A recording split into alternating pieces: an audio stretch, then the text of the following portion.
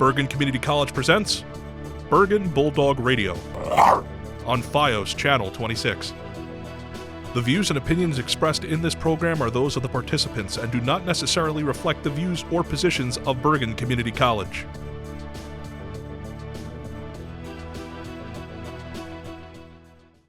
Welcome to Bergen Bulldog Radio for the week of December 4th, 2025. I am your host, Lucas Perez. Bergen Bulldog Radio is a weekly news magazine program produced by the radio production class on the Paramus campus of Bergen Community College. Each week, our program will bring insight to activities and organizations here on the campus of New Jersey's largest community college. On this week's one-hour program, there will be 2 installments of our Bergen Bulldog Focus series. These segments will go in depth on organ donation and artificial intelligence. We are glad you joined us today. Now let's get caught up with the latest news around Bergen Community College.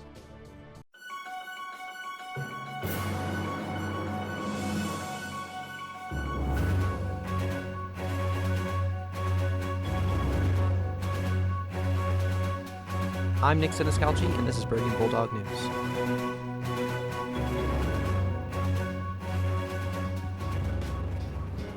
Open your heart and donate to families in need this holiday season for Bergen County's Holiday Project. Unwrapped gifts for children up to 13 years old can be donated until December 15th. Collection bins for unwrapped presents can be found at the entrance of One Bergen County Plaza in Hackensack. Want to spread more holiday joy? Bergen County will also be hosting Operation Holiday Cheer, an initiative to help veterans and their families in need. Bergen County residents can adopt a veteran to send a care package until December 5th. This Sunday, the NFL announced the Garden State native Charlie Puth will be performing the national anthem at the Super Bowl. Puth marks the second New Jersey artist to perform the Star-Spangled Banner, first being Newark's own Whitney Houston. Puth will be joined by artists such as Brandi Carlile and Coco Jones, and the Super Bowl will be held on February 8th. On to news around campus. Don't forget to secure your classes and register for the spring semester. Registration is open until December 20th, so act now and register in the student portal at my.bergen.edu. Bergen Stages presents Agatha Christie's Murder on the Nile. Follow Kay Ridgway as a brutal murder shatters her honeymoon on the Nile River. Performances will be held December 5th through December 13th at 7:30 p.m. Additional matinee performances will be held on the 6th and 13th at 2 p.m. Get your tickets now at tickets.bergen.edu.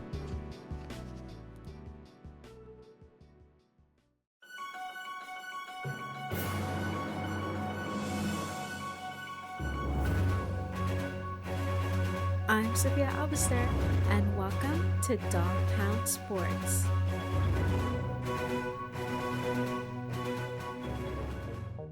Thanksgiving week, the Bergen Community College women's basketball team beats Sussex County Community College with a close 69-59. The Bergen Community College men's basketball team recently beat Rowan College with an incredible 82-57. Our very own soccer team is on its way to the Region 19 championship. They finished off the season with a 15-5-1 overall record. Congrats to all teams! Go Bulldogs! And now, the weather. Get ready for a winter wonderland this week. A state of emergency has been declared due to a possible snowstorm. Pray that classes are canceled. Expect lots of snow and rain. Drivers, beware. This cold weather could lead to thin sheets of ice on the road, so be careful and stay safe out there. And that's what's happening here at Bergen Community College. Thanks for listening.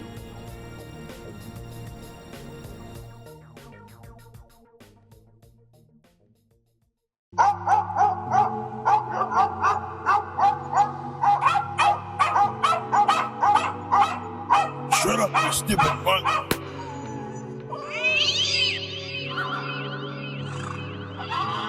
Get in there, you filthy animal!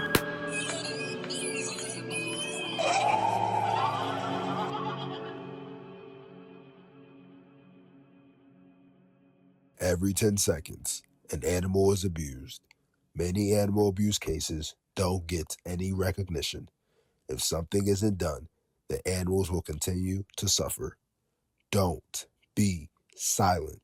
Go to www.aspca.org or locally contact the Bergen County Animal Shelter at 201-229-4600. That's 201-229-4600. 4600. Drivers, prepare to start. Looking out for reckless deer again. That's right, it is deer mating season again here in New Jersey. When a buck chases a doe, neither one cares about the safety of you and your passengers. Swerving is dangerous and forbidden. Pay extra attention to the sides of the roads now until at least the December holiday season. Daylight savings time will make this more challenging. Get ready, New Jersey drivers. Start your engines.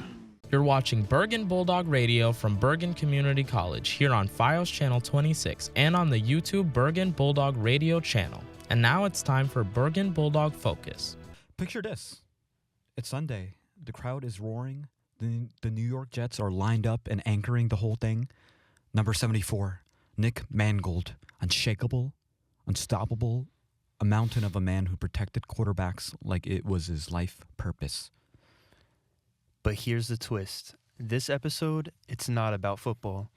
It's about something way more human, something that affects millions, including people sitting next to you in class, your roommate, your professor, and yeah, even NFL legends. Today, we're talking about organ donation. And before you roll your eyes or think, oh no, is this going to be depressing? Don't worry. Because it's not. This is actually one of the most hopeful topics in health. It's about saving lives, helping strangers, and becoming someone's miracle. And yes, it's also about Nick Mangold, the NFL great who passed away this past year at 41 due to complications from kidney disease after publicly searching for a kidney donor. His story hit the sports world hard. And it reminded everyone, no matter what age, your strength, or fame, kidneys don't care. So today, we're taking Mangold's legacy and using it to spark conversations, starting with a question. What do college students actually think about organ donation? Let's hit the campus and find out. Hey everyone, this is Andrew Barrera here at Bergen Community College, and as we said, we are here to spark conversations with the students here to see how much they really know about organ donation. Let's begin.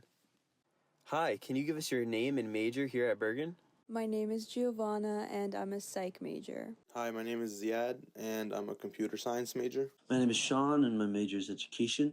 Hi, my name is Mark Mingal, and I'm a business finance major. Awesome. So here's the first question. Before today, had you heard about Nick Mangold or his story with kidney disease?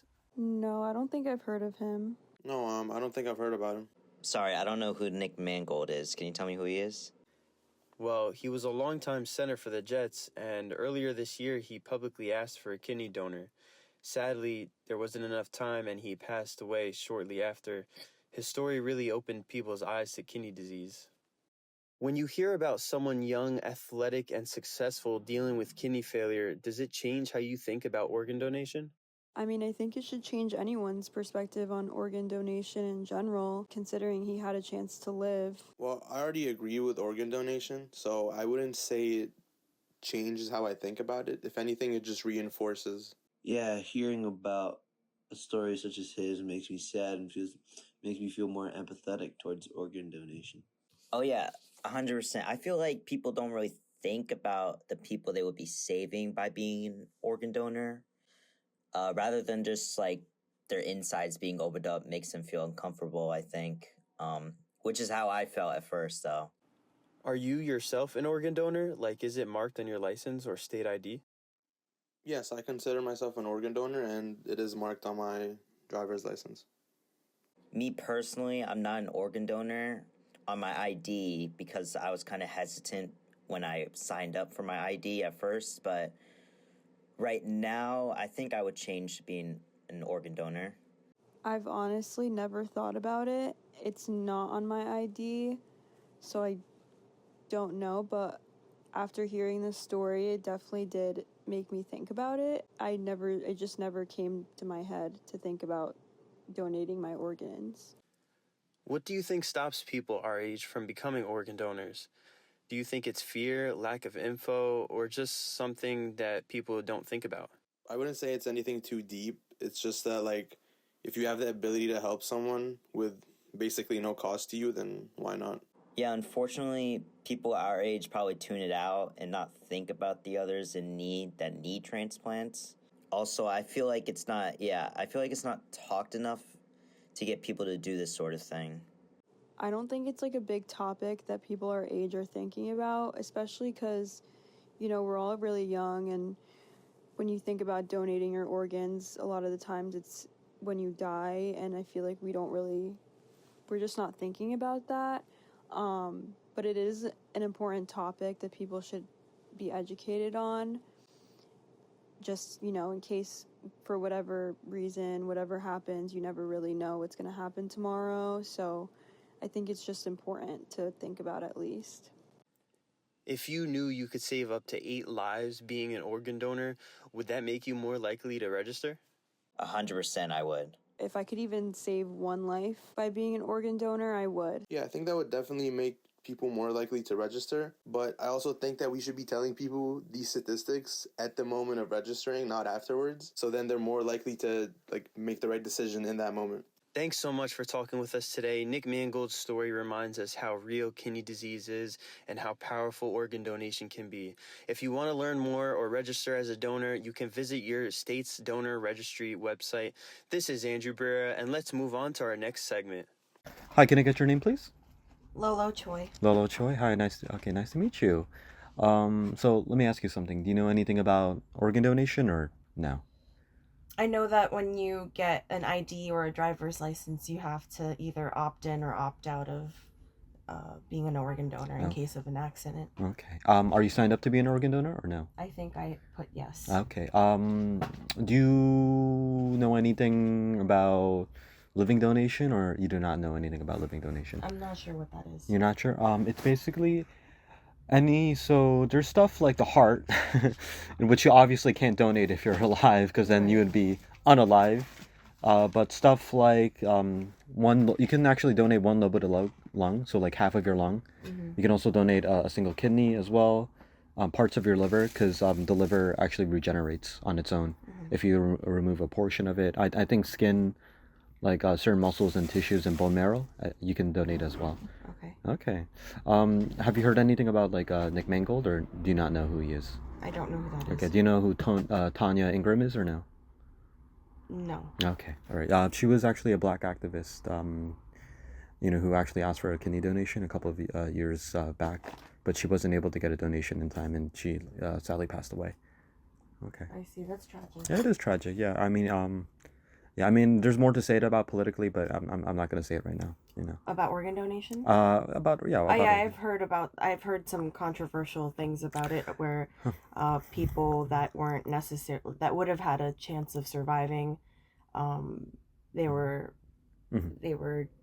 Now, to be honest with you, I actually attended for the Man on the Street interview to be more lighthearted, to offset the serious nature of the topic, but I ended up just asking questions that were serious in nature, due to the subject matter at hand. I mean, it's people's lives that we're talking about here, and it's tragic for everybody involved if the individual doesn't get a transplant in time, for reasons outside of their control sometimes. Now, the person who I was actually managed to get an interview with is a kind woman named Donna Tassat, who personally knows Professor Robert Williams. And ironically, her brother-in-law got to know Professor Williams on the same day they both received their transplant. She herself is very acquainted with organ donation and has been advocating for individuals for many years, advertising on billboards and news outlets to get people's personal stories out there. Let me actually show you the advocacy work she does. So Bob Williams, ironically, my brother-in-law, and I'm not going to refer to him as Nick. Nick and Mr. Williams was transplanted the same day at the same hospital, same doctors. So after that, a lot of people got in touch with me. And like I said, from the News 12, and I had another Jersey Matters. It was a channel that I was interviewed with, as well as multiple newspapers that contacted me. So that's how my name really got out there. I just took this upon myself to start helping people, because these people are too ill to advocate for themselves. So what I do is I get their story, and I have a theme. I create posts, and I have a theme. And if someone is loves horses or whatever, I get images and put their story together and I send it out on social media is one of my biggest ways of getting the word out. If I get somebody that lives in, say, Wayne, New Jersey, I get in touch with newspaper reporters from Wayne, ask them if they'll do a story for me. I try to contact different businesses in the towns. And recently I hooked up with a billboard company and I explained what I do. And I asked if they're willing to donate a billboard. And they've been very receptive to the idea. And I have a lot of my recipients right now on billboards that are shared 64 different locations during the day. Now, the one I advocated for a woman in Manhattan, and she was a principal of one of the schools, and she was a hero herself because when 9/11 happened, she made sure she stayed back to protect children because the parents couldn't come and get them yet. So she slept on the floor in a church watching these children until somebody could get them. And she actually went up on the roof to make sure that there was no one up there, the whole thing. She was a hero in herself. So she reached out to me, and in fact, her friend reached out to me, and I did this huge campaign for her. And I actually got a billboard for her in Times Square. Yes, that was a big thing. It must have been very expensive to be able to get a billboard on Times Well, Square. well, actually, when you connect with people, you can work things out, and they donate. So you really have to give your story and why you're doing it. Okay. So well, since it's like for a humanitarian cause, in this case, organ donation, someone very ill and needing of a donation, I'm guessing the people that you do know are willing to, do that for you instead of a person on Times Square just putting it out for money or advertising, right? Right, right. I can't do that. I'm not supposed to be spending money or anything like that. I try to give my advocacy story to people that will be willing to go with it. So, so this woman, she got a phone call, and she was said, "You got to get to the hospital." They had a kidney for her. Went to the hospital. She was transplanted. Had a lot of difficulty, and it took quite a while for the kidney to wake up. Long story short, it was almost a year, and the doctors deemed the kidney not a good match. It wasn't working out. Really? And the doctors were able to say to the hospital, like, look, this is not going to work. She needs to find another living donor. So what I did was I got in touch with my media contact, and I had billboards put in every borough of Manhattan. And lo and behold, there was a woman driving on the Major Deegan that saw this billboard, and she got in touch with me, and she goes, I want to donate to her. Now, my recipient was in her 70s, and this girl was in her late 30s. So my recipient got a wonderful kidney match. And right now, her figures, her levels are beyond unbelievable. So the whole idea is to get the story out to as many people in as many ways as you can to get people's attention. You have to draw the attention.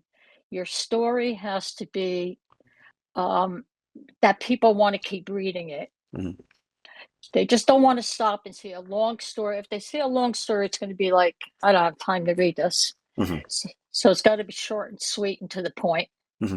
Donna Tissot's story was very touching and captivating, with the selfless act of giving up your organs so that a person in desperate need of an organ can live is truly a touching moment that can sometimes bring people together. Though at the time I was researching and producing this focus on organ donation, I'm discovering that there's also systematic issues at play preventing people from getting an organ donation in times of need. Watching a short video by Discovery News covering the topic of organ donation said that there definitely is a fault on people being ignorant about organ donation, citing studies and surveys with 95% of the American population supporting organ donors, though less than half of supports actually signs up to be organ donors. With one study citing that individuals can get misinformed about organ donation from watching medical drama series like Grey's Anatomy, with another 12% getting information from their friends, coupled with the fact that 72% of people are afraid of organ transplant. When I asked Donna why a multi-millionaire NFL player Nick Mangold died at the young age of 41 due to kidney disease, even though he posted on social media asking for a kidney donation with thousands of followers, she had this to say. Have you ever heard about Nick Mangold, like the Yes. NFL player? I think what ended up happening to him was that like he asked for a kidney donation on social media. So same Yes. thing that you do, but surprisingly, like nobody stepped up to like donate to him, and he ended up dying as a result of the kidney failure. When you hear a story like that, how does that make you feel? A very famous person passing away like that. Of course, it saddens me, Mhm. but the thing with Nick is he only reached out to the public 2 weeks ahead of his death. Mhm. Nobody knows a lot about his backstory. Mhm. Um, he kept it pretty quiet, and then 2 weeks before, he's like, I have kidney failure, I need a donor. Well, it takes about 3 months to go through an evaluation. And I'm sure if this was revealed a lot sooner, Nick would not have been in this position. Mhm. With his status and his being a Jet fan, and he would have had so many people come forward. Mhm. Um, a lot of people ask, like, why didn't he share his background? Why didn't he share what was happening and how bad he was? We never knew how bad he was until 2 weeks later he passed away. Mhm. Yeah, a young guy, legendary Jets player. Mhm. Um, this shouldn't have happened. No, a very young age as well. Yeah. If I'm the way you're describing it, could it possibly because due to pride and due to shame that he didn't ask for a kidney donation? It could have been. Mhm. A lot of people are afraid or ashamed to say they need help. Mhm. Here you have this big macho guy and this and that. And I have seen people like, I don't want people to know about my story or my life. I'm embarrassed with it. And I tell them, you can't be embarrassed with it's a disease Mhm. that you need help with. When I read about Nick needing a kidney, I wanted to reach out to the Jets organization and try to help him. Mhm. And everything was silence after that. Um, I didn't see any links or anything like that to try to put up. I mean, I would have posted things. I would have had Jet theme. I would have put it out there to every possible network Mhm. that I could get. Mhm. That this shouldn't have happened. It No, shouldn't have happened. no. You know. It is kind of tragic. And I'm guessing, yeah, so I'm guessing that's good to keep in mind, for not just for myself, but I guess to raise awareness about just organ donation in general. Because I think for me personally, I think the biggest thing holding me back was just ignorance and fear of organ Yeah. donation. To continue on the topic of tragedy, Nick Mangold's death could have been entirely preventable with him only reaching out online a mere 2 weeks before his death. Yet, it's still sad that someone of his status passed away before he could get a donor in time. Though you could say he is a victim of the system, as according to organ.gov, 13 people each day die waiting for an organ transplant on top of the 100,000 plus people waiting on the national transplant list. It's staggering how many lives are taken away. When I was looking into Nick Mangold, I've also stumbled upon a similar story that was even more tragic, for a woman named Tanya Ingram, an LA poet who passed away a couple of years back at the young age of 31.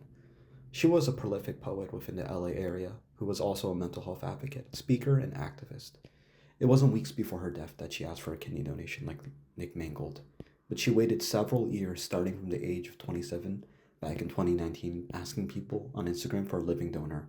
On top of that, she wrote letters to the Biden administration, worked with members of Congress including Katie Porter, and even testified before the House Oversight Subcommittee in May 2021. She didn't end up getting the transplant and died the year after. According to the LA Times, she was one of the 12,000 on the waiting list who either died or were too sick to receive a transplant in time. On that note, I do want to leave with a hopeful message to the listeners tuning in, despite the tragedies. I actually told Anna any last parting words she wanted to say, and she said this. Before we end the meeting, do you actually have any parting words or anything else that you want to say? When you think about it, be somebody's hope in tough times. Mm-hmm. Organ donation is an opportunity in helping others, Mm-hmm. and you're making a big difference in their lives. And we need more people to make a big difference Mm-hmm. because too many people are dying because lack of donors. Mm-hmm. That's important. Mm-hmm. And we try to reach out to individuals and reassure them of the process. Mm-hmm. And if they need additional training or have additional questions, there are resources Mm-hmm. and people that will help you through anything that you want to go through. Mm-hmm. And like I said, I'm reachable. I help people go through the whole process. Mm-hmm. From beginning to end. There's times when people being transplanted and their loved ones on the phone with me all day Mm-hmm. and going through the steps. You know, this is happening. Is this right? Whatever. Mm-hmm. So organ donation just means so many different things. It's hope. It's an unselfish act Mm-hmm. of kindness. Mm-hmm. And it's the ultimate gift. It is, because you're literally parting some part of your body Yes. to another person, Yes. Okay. Yep. All right. So as you can see from interviewing Nick Managone, Donna Tissot, also interviewing students on the streets on the community college campus, there's nothing scary about organ donation, living or dead. I myself actually just recently registered to be an organ donor myself after hearing from many people's witness and testimony, including from our very own Professor Williams. When you're registered as a living donor, it's not like they snatch away your organs, but they always ask a person to consent and agree to donate a portion of their organs, not just their kidneys, but a portion of the liver, which regrows quickly for both you and the recipient, as well as the lobe of the lung, part of the pancreas, part of the intestine. Even though they don't regrow like the liver, you'll always stay just as healthy with your organs fully functional.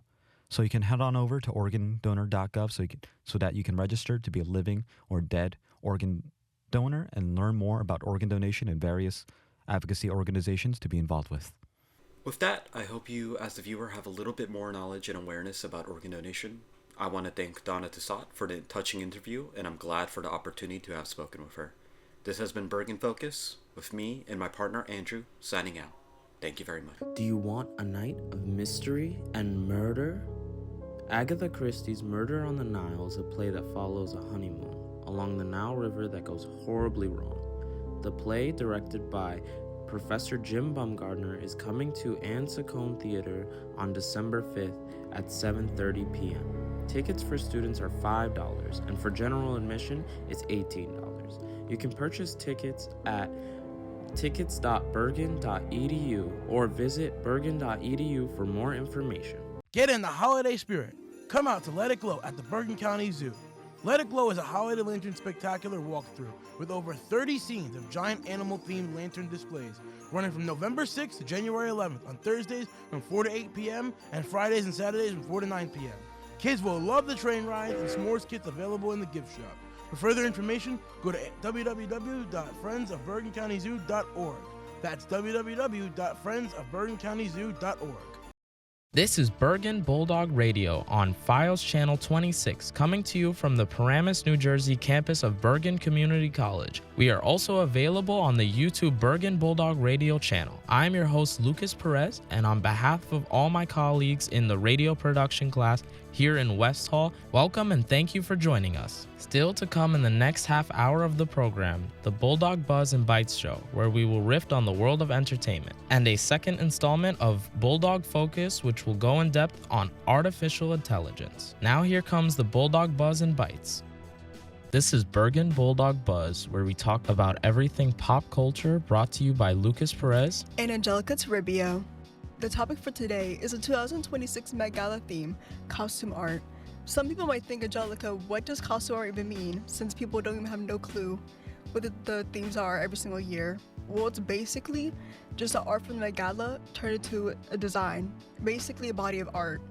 So do they have a specific exhibit that they choose from, or is it every piece of art from the Met Gala is a go? They can pick anything and create, an outfit out of it. Yeah, basically it's just everything from the Met Museum turned into a costume, which is pretty cool. That's pretty interesting. I'm excited to see what they're gonna do. And I'm surprised too, since they never done it before. Yeah, that's a cool theme, to pick, and it's surprising they haven't done that before. You're right. Yeah. What celebrity are you most excited for? Def Zendaya, she always is a good one. Yeah, that's a good one. Well, usually Timothée Chalamet, he does okay. He does. Let's see if he'll bring it this year. Hopefully, because for my favorite for Zendaya though, it has to be the Heavenly Bodies when she's Joan of Arc. That one's so cool. Okay. I forgot his name, but he absolutely killed it. I don't know if it was last year. Is it Coleman Domingo? Yes, it was him. Good. His was amazing.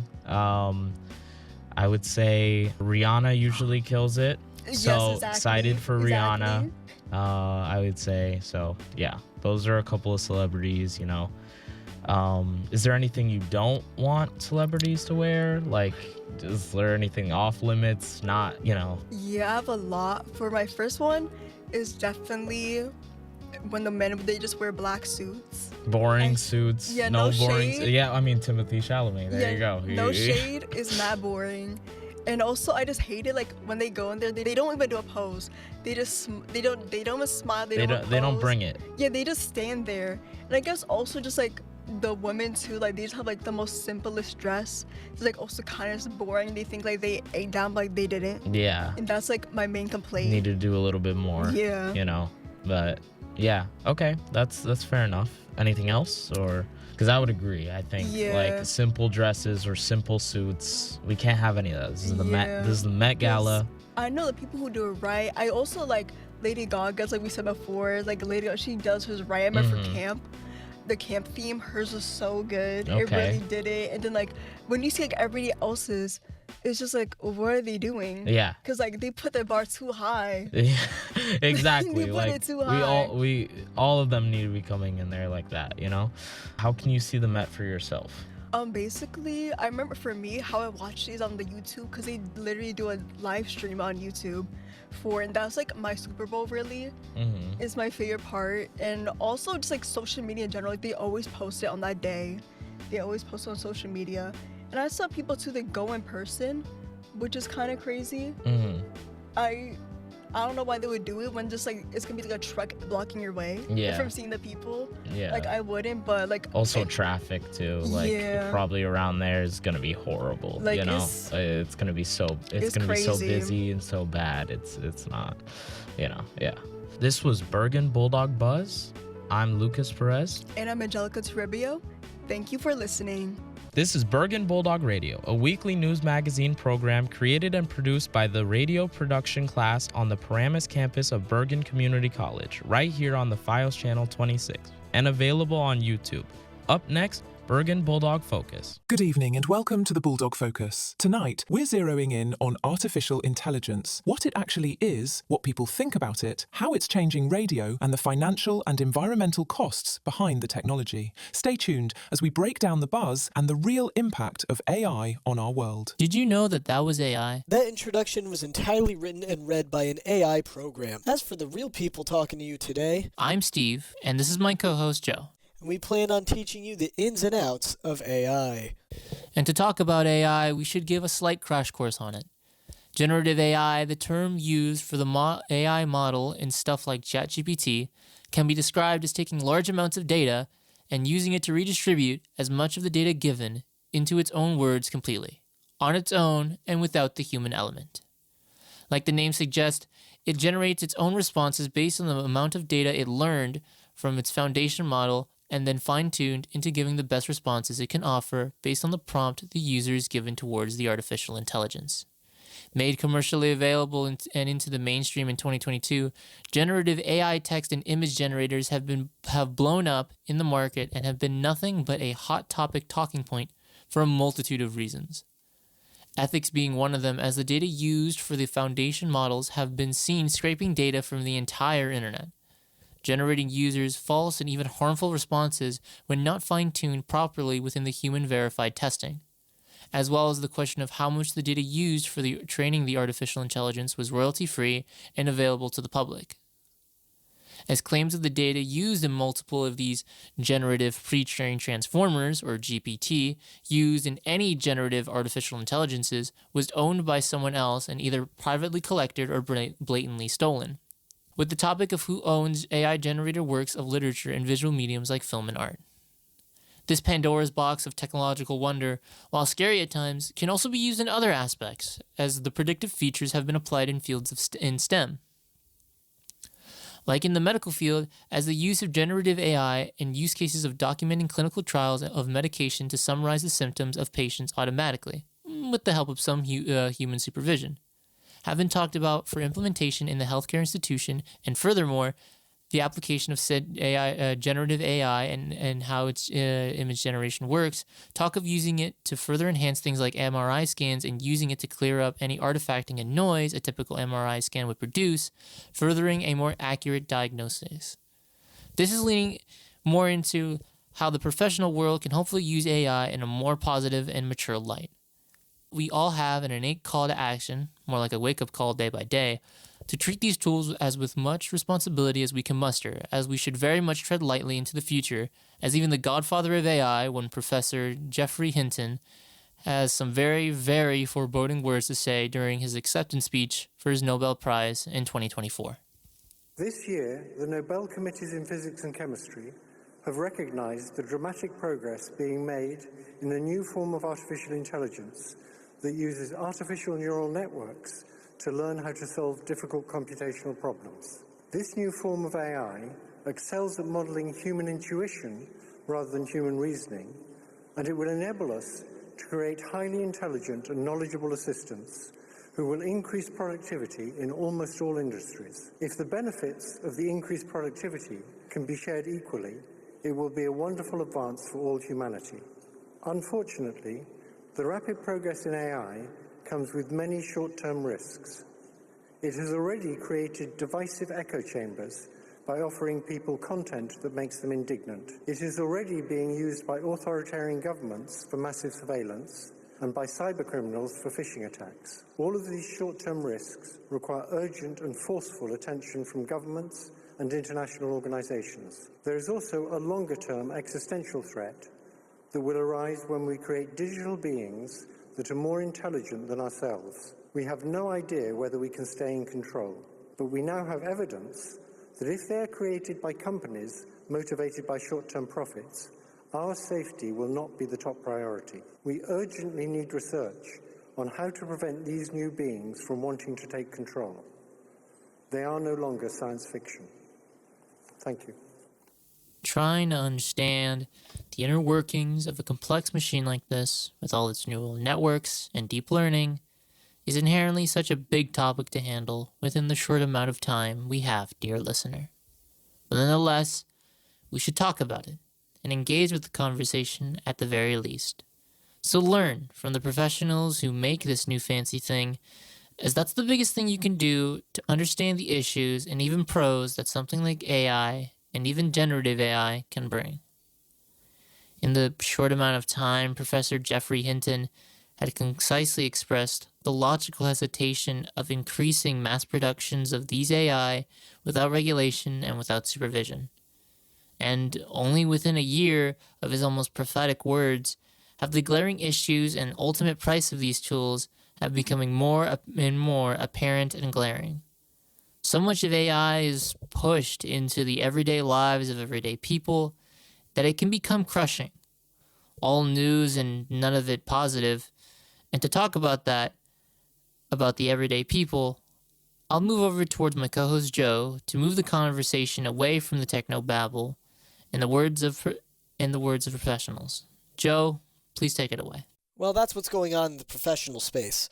But what about the average Joe? What does someone who isn't in the media scene think about AI and its potential? Well, we wanted to know, and what better way to find out than asking the people directly? Me and Steve went around campus at Bergen Community College asking anyone and everyone what their thoughts were on generative AI.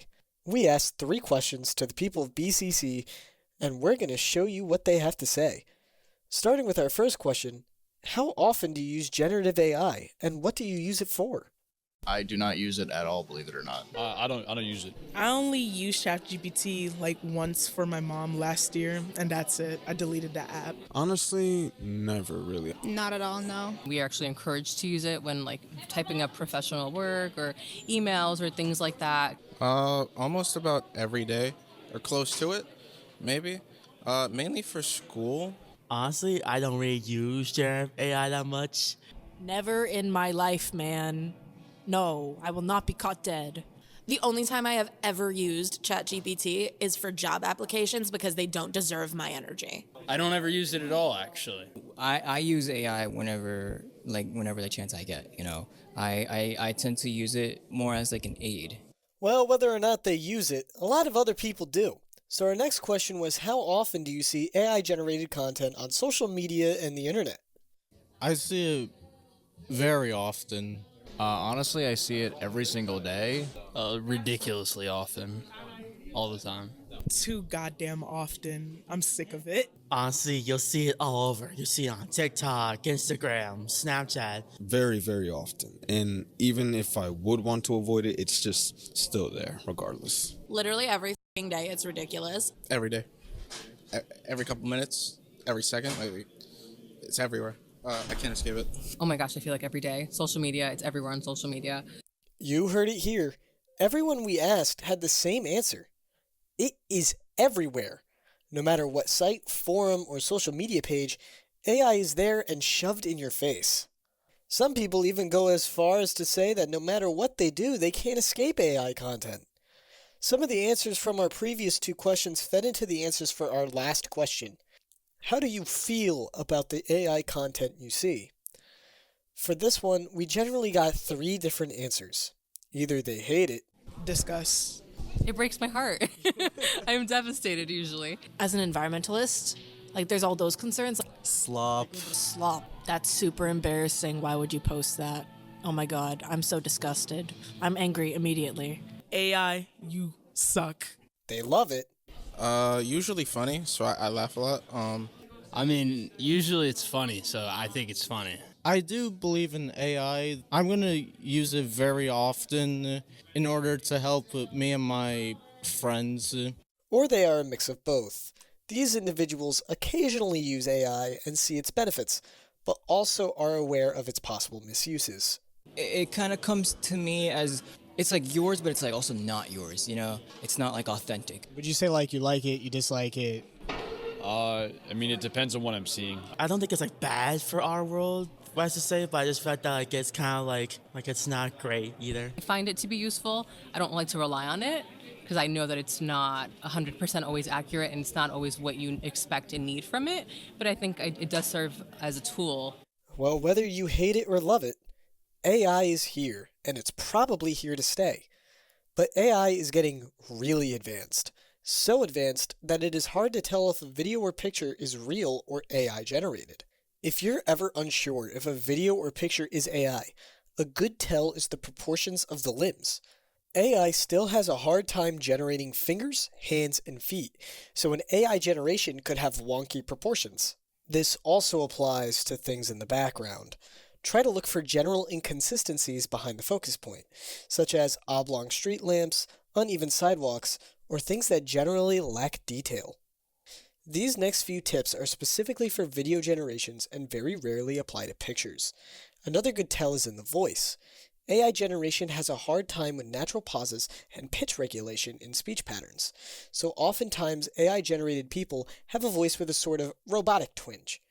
If you need an example, re-listen to the beginning of our broadcast, which was fully made with AI. The resolution quality is another giveaway. Most AI videos look blurry and give the focus a little fuzz around its edges. This can also affect the lighting and shadows in the generation, so keep an eye out for that too. At this point, if you're still unable to tell, check the comments of the post or send it to someone else for review. Getting a second opinion is always a good idea, and people who are often exposed to AI content have learned how to tell the difference and will tell you in the comments if it's AI or not. One of our interviewees mentioned that they didn't like AI due to environmental concerns. Want to hear about it? Steve is going to take us through the ins and outs of AI's costs on the environment and your wallet. Back to you, Steve. Thanks, Joe. All these advancements in generative technology have come with a price. That price being the ever-increasing need of a power and the added strain towards our complex power system in place. Around the world, while multiple people in our day-to-day lives have called out and questioned the moral act of how AI training is made with data obtained from ethically questionable sources, another more hidden issue lies within our grasp as another flaw within this potentially marvelous technological advancement is showing their face in more recent news. Of course, I'm talking about the environmental impact of generative AI, the carbon emissions and electrical costs for both generative AI and the data centers that it operates from. That being said, I must properly state that this is a disclosure for the following segment in our Bergen Focus production. Please keep in mind that during the research for this segment, all statistics and numbers provided were approximations and assumptions.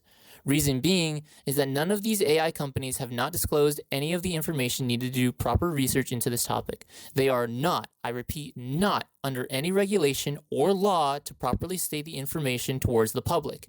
So even environmental scientists cannot put into words or hard numbers the total watt usage, carbon emission, and water usage needed for data centers and AI. And now that we've said our disclosure, we can now properly talk about it. And to start talking about it, let's go over what is needed towards the production lifecycle to build and what ends up being generative AI. First up is hardware, because you can't have an artificial intelligence inside a computer without, well, a computer. And more specifically, microchips, as they are the essential backbone for the eventual complex algorithmic problems that they are going to break down and solve. This doesn't produce as much carbon emissions other than the need for delivering the raw materials used for production and the actual manufacturing itself. What is interesting, however, is that there is a surplus of gallium-based waste that can be recycled and saved before it is declared unusable, but the percentage of everything is still unknown. Secondly, is where we get to the generative part of generative AI, and that is the base model training. You can take a large amount of data, most of it, if not all of it, being scraped off the internet, and then plug it in, and the result being a tool that can see and identify patterns with the data given. Things like multiple forms of mathematics, and for languages, that'd be sentences and context clues. However, this is where the warnings start to chime in, as the amount of electricity to power and water to cool off this large interconnected machine is immense. While the electrical need in hard numbers is difficult to determine, we can see how much water was used to train version 3.0 of ChatGPT, as it was a staggering amount of 700,000 liters of drinkable water. Most, if not all of it, was evaporated. Not only was it taking a large amount of water, but that water was wasted and could have been used for other purposes. Of course, clean, sterile water is needed as to not damage expensive equipment, but the water intake is quite large, and it's only getting larger as if we're not in version 3.0 of ChatGPT anymore. Now we're on version 5.1 as of recording this broadcast, and a clear increase of water is needed to properly maintain the data centers hosting it. This is also not including the fact that they are in large parts contributing to the decreasing amount of groundwater based on the data center locations. Thirdly is the user, and that'd be you, dear listener, if you are part of the public who use ChatGPT, as well as the global amount of 8.5 billion monthly users in 2025 alone, with an average amount of 800 million weekly. It is no surprise of how much this technology has swept into our livelihoods. And while these numbers are very much impressive, now that we are sitting back to understand the whole, I offer you a question to put you into introspection. And it's a very simple question, really. How the hell are we powering this thing? While that question affects all of us on a global scale, I will be talking about the local parts within the state of New Jersey where our broadcast resides for simplicity's sake. And the simple answer? It's going to be expensive, as new data centers based in the state of New Jersey have an expected amount of 70% of the power demand. A data center opened up in the fall of 2025, and its own usage is comparable to that of a nuclear reactor, with it needing 300 megawatts of power. And the other 79 data centers based in New Jersey alone, it's wild to me how this has gotten out of hand, as with the increased sightings of data centers getting built, our power grid cannot handle it. Our total use of AI, not only statewide, but our entire country, even in the globe, if you consider how this is an issue arising in other countries, cannot sustain the energy needed to power these AI chatbots. They are consuming more power than we can provide, and that is including both clean and non-renewable energy. Legislation must be put in place, as these AI companies are running wild in this seemingly hidden Wild West market. And while it may seem daunting, please talk towards your state representative and attend city council meetings to bring up these issues to understand and solve these issues. If not for the future, then at least for your energy bill. I will be moving on towards my co-host again for the last segment of our broadcast. And speaking of broadcasting and radio, here's Joe with AI's effect on the industry. In recent years, AI has been a hot-button topic among the broadcasting and creative worlds. AI has flooded nearly every aspect of these industries, from scripting and storyboarding all the way to editing and performing. AI's limitless potential has caused widespread fear amongst the people in these spaces, especially in radio. Today we will dive into how AI has affected the radio world. Traditional AI has been used for many years in radio as a great tool for things such as automating routine tasks, analyzing vast datasets, and overall just making life a little bit easier. But these kind of AI uses isn't what's worrying people in radio today. It is generative AI that's what's scaring people. Generative AI has even more potential to make jobs quicker and easier than traditional AI. In fact, many people in radio believe that generative AI can revolutionize the industry and possibly put radio back in the forefront of entertainment. That is, if it's used correctly. See, it's that last "if used correctly" part that worries people. When used for evil, it has been shown that generative AI can be used not as a helping tool, but it can be used to do the whole project by itself. Albeit the results are often sloppy, the ability for generative AI to do all the work threatens people's jobs and creative ability. Seeing this potential, two groups have formed around these possibilities and worries. One that believes in AI's use, and the other that believes in AI's destructive capabilities. These two viewpoints have caused some discourse between the people who work in radio, as well as the people who work in other creative industries. Okay, but all we're talking about is AI's potential. Its potential to do this, its potential to do that. What is AI actually doing in radio right now? According to radio.co, generative AI is being used in many radio stations around the world to replicate presenters' voices for certain segments in their broadcasts, and gives the following examples. Radio Sweden, or Sveriges Radio, gives listeners recommendations for other broadcasts at the end of their show, and has a popular presenter read out the recommendations. However, the station has hundreds of recommendations, so it would take a lot of time for one presenter to record each individual name of every single program. To work around this, they had AI listen to the presenter's voice in order to replicate it. With only 7 hours worth of content, the AI is able to perfectly mimic the actor, and now allows the station to have all the recommendations read out by an AI in just a couple minutes. Let's look at another one. Prisa Radio, the leading radio network in Spain, realized they weren't doing as much sports content as they could. To remedy this, they created an AI voice named Victoria that has become their name brand for soccer content. Victoria is able to provide facts and comments about soccer all on its own, filling in whatever gaps Prisa Radio was missing in their sports segments. Next, in the European Broadcasting Union, or EBU for short, each country often makes public service broadcasts for important news circulating their nation. In the EBU, there is a segment called the European Perspective, which pulls public service broadcasts from many different countries within the Union, allowing listeners to know what's going on in their neighboring countries. With those many different countries come many different languages, so in order to broadcast it, the station needs to translate each broadcast into their own country's language. Recently, the EBU has been using AI to translate for them using a product called Eurovox. Eurovox is an AI program that automatically translates audio, audiovisual, and text content, which can be used for TV in the form of subtitles and for radio in the form of an AI voice dubover. While EBU says it's very helpful, it isn't perfect and often needs human correcting. Finally, Futurri Media, a software company in Colorado, recently unveiled what they call Radio GPT, a fully AI-powered radio host with the ability to ID popular trends amongst social media and news stations, fully write scripts based on those trends, and then read those scripts using AI personalities all by itself. While Radio GPT isn't released to the public yet, Futurri has a lot of high hopes for it and is working on it tirelessly. So what have these uses done for the radio stations? For one, it saved them a heck of a lot of time and energy. The ability for the AI to write scripts and then voice those scripts in minutes saved this station hours or even days of writing and recording.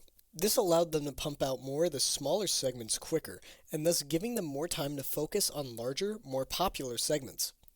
This also saved a lot of work and freed up a lot of time for the actors, as they didn't need to sit in a booth saying smaller lines over and over again. The biggest thing AI saved the station, and probably what the station really cares about, is money. With AI generating everything, the station didn't have to pay actors, scriptwriters, engineers, and other employees to get these segments done. Which leads us into the downsides. All these employees lost out on job opportunities because AI did it quicker and cheaper. Now let's be honest, not every station is going to use AI ethically. With the ability to copy voices nearly flawlessly, it opens the door for the use of a popular voice without the actor's knowledge or permission. Whether AI will be a great help to radio or very damaging to the industry is an answer only the future holds. What do you think? Well, we sure learned a lot today, and we hope you did too. Again, we're Steve and Joe, and we'll see you next time. But before we go, here's a final word from our AI program. That brings us to the end of the Bulldog Focus. Tonight, we explored what AI is, how people feel about it, its growing influence on radio, and the financial and environmental costs behind the tech. Thanks for tuning in. Stay curious, stay informed, and join us next time for another deep dive. Where are you walking to so confidently? Didn't you hear about the Bulldog Leadership Series? Oh, do tell. Of course. The Bulldog Leadership Series is a fantastic and free opportunity to define your leadership style, build confidence, and master teamwork and communication skills. Sounds like something I need. The next meeting is on December 9th at 12 p.m. in the Pitkin Education Center, room L127. For more information, email studentlife@bergen.edu. Are you interested in learning how to needle felt? Then come on down to the Saddlebrook Library on December 9th from 6 p.m. to 7 p.m. for adult needle felting. You will learn the art of transforming military reindeer. It doesn't matter if you're beginner or experienced. This program is perfect for anyone interested in exploring the world of felting. Registration is required. You have to be 18 plus to join. For more information, go to saddlebrooklibrary.org. That's saddlebrooklibrary.org. Ho ho ho! Merry Christmas! The best part of holidays isn't just the party. It's making it home to the people who love you most. Because one drink too many can turn celebration into tragedy. Hey, I think I had too much to drink. Do you think you can give me a ride? No problem, I'm on my way. Don't be an idiot. Make the right call before you hit the road. Hand over those keys, because this season, give the gift that matters most, your safe return home. Bergen Bulldog Radio was engineered and edited by Angelica Toribio. Bulldog Focus segments by Andrew Barrera, Stephen Choi, Joseph Massa, and Steve Gomez. Newscasters were Nick and Sophia. Bulldog Buzz and Bites were produced by Lucas Perez and Angelica Toribio. Our Bulldog mascot is Jameson. If you missed any portion, this program will be repeated at various times here on FiOS Channel 26 throughout Sunday, December 7th. And it's available anytime on YouTube. The next edition will air beginning Thursday, December 11th. The executive producer of Bergen Bulldog Radio is Professor Robert Williams. I am your host, Lucas Perez. Thank you for joining us on Bergen Bulldog Radio.